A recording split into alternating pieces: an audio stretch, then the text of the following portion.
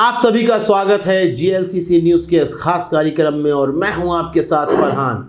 पंजाब के पटियाला में एक हिंसक घटना घटित हो गई जिसमें हिंदू और सिख समुदायों के बीच पथराव हुआ, तलवारें लहराई गईं।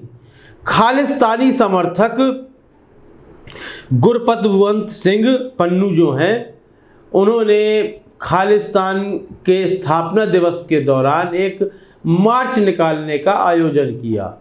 इसी मार्च के विरोध में शिवसेना के भी कार्यकर्ता उतर आए और शिवसेना के जो पंजाब से अध्यक्ष थे वह थे हरीश सिंगला।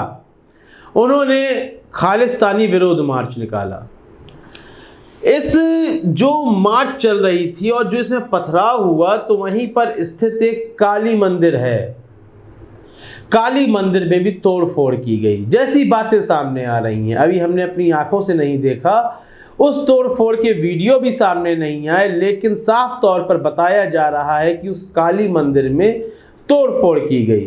तो हिंदू समुदाय का कहना है कि एक तरफ विरोध मार्च निकाला जा रहा था और एक तरफ समर्थन में मार्च निकाला जा रहा था, तो काली मंदिर बीच में कैसे आ जाता है?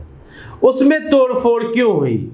इस तोड़फोड़ के बाद उम्मीद जताई जा रही थी कोई बड़ा एक्शन होगा। बड़ा एक्शन हुआ, लेकिन विरोध मार्च निकालने वाले पर, हरीश सिंगला पर, शिवसेना ने हरीश सिंगला को निष्कासित कर दिया है, सस्पेंड कर दिया है पार्टी से।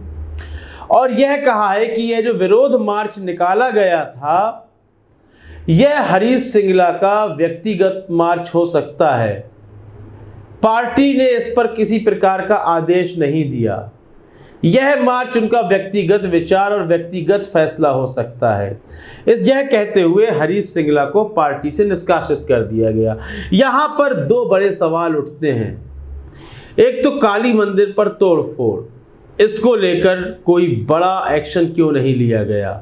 कोई भी धार्मिक स्थल हो, मंदिर, मस्जिद, गुरुद्वारा या चर्च हो, उस पर यदि कोई व्यक्ति हमला करता है, उस धर्म के लोगों को ठेस पहुंचाता है उस धार्मिक स्थल पर हमला करके, तो यह वाकई में आपत्तिजनक है और इस पर कोई बड़ा एक्शन होना चाहिए।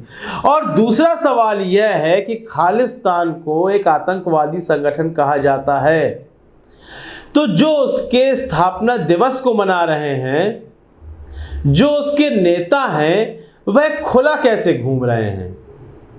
यहाँ पर राज्य सरकार से भी सवाल किया जाएगा, केंद्र सरकार से भी सवाल किया जाएगा कि आखिर भारत विरोधी जो संगठन है, भारत को टुकड़े टुकड़े करने वाला संगठन है, वह इतना खुला कैसे घूम रहा है? और पंजाब की सड़कों में, और यहाँ पंजाब कहना बिल्कुल गलत होगा, एक आज़ाद हिंदुस्तान की सड़कों पर खालिस्तानी समर्थन के नारे कैसे लगाए जा सकते हैं? वह नेता इतने खुला कैसे घूम सकते हैं? यह बहुत बड़ा सवाल है।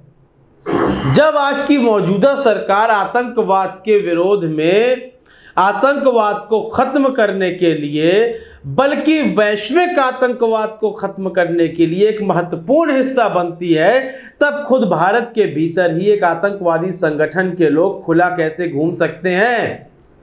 संत जरनैल सिंह भिंडरवाले के जयकारे कैसे लगाए जा सकते हैं? खालिस्तान का जयकारा कैसे हो सकता है? यह बड़ा सवाल है। क्या सरकारें, चाहे वह राज्य सरकार हो आम आदमी पार्टी की, या पिछली कांग्रेस सरकार हो, या मौजूदा केंद्र में भारतीय जनता पार्टी की सरकार हो, क्या वह इसलिए इन खालिस्तानी समर्थकों का विरोध नहीं कर रही है, इन्हें जेल में नहीं डाल रही है, इन पर राष्ट्रीय सुरक्षा कानून या यूएपीए इसलिए नहीं लगाया जाता है कि सिख वोट बैंक से हाथ धो बैठेंगे? यह बड़ा सवाल है। यहाँ किसी पार्टी का विरोध या पक्ष बिल्कुल नहीं है, बल्कि यहाँ पर मैं हिंदुस्तान का पक्ष रखते हुए यह बात कह रहा हूँ कि आखिर जिन्हें आतंकवादी कहा जाता है, जिन संगठनों को आतंकवादी संगठन कहा जाता है, वह इस आज़ाद भारत की सड़कों पर खुला घूमकर उस आतंकवादी संगठन या संत जरनैल सिंह भिंडरावाला का जयकारा कैसे कर सकते हैं? सरकारें डरी हुई क्यों हैं? क्यों भयभीत है सरकारें? यह बड़ा सवाल है। इस कार्यक्रम को देखने वाला चाहे भारतीय जनता पार्टी का समर्थक हो या विरोधी हो, आम आदमी पार्टी का समर्थक या विरोधी हो, उसे यह अपनी पार्टी से और अपनी पार्टी के नेताओं से सवाल करना चाहिए, क्या आतंकवाद की जगह इस आजाद हिंदुस्तान में है?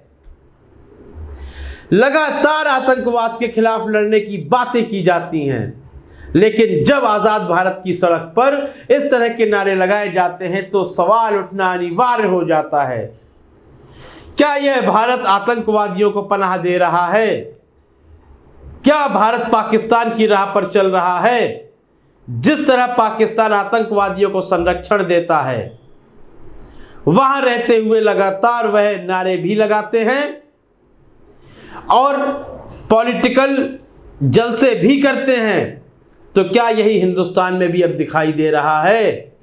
क्या आने वाले समय में यह विचारधारा पूरे भारत में घर कर लेगी? यह बड़ा सवाल है भारत के भविष्य के लिए और यहां रहने वाले नागरिकों के लिए। इस संबंध में आपकी राय बहुत ही महत्वपूर्ण है। अपनी राय देना बिल्कुल भी ना भूलें। कार्यक्रम को लाइक करें, ज़्यादा से ज़्यादा शेयर करें और चैनल को सब्सक्राइब अवश्य कर दें। तब तक के लिए इजाज़त दीजिए। धन्यवाद।